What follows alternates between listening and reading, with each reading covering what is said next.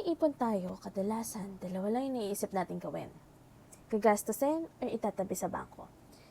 Today, nakausap ko yung isang government employee. Sabi niya, may naipon akong pera, balak ko sana ilagay sa time deposit para kahit papaano may kinikita. In honesty, gets ko siya kasi kapag pinaghirapan mo yung pera mo, gusto mo naman na may mapuntahan. Hindi lang siya yung nakatambak, hindi lang siya yung natutulog, and hindi lang siya unti-unting kinakain ng inflation.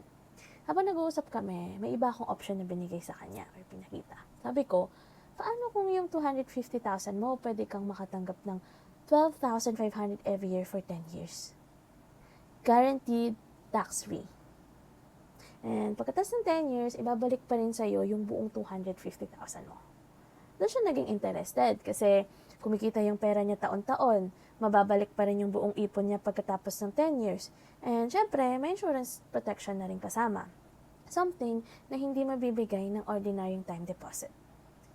And doon na siya nag-decide ituloy yung plan.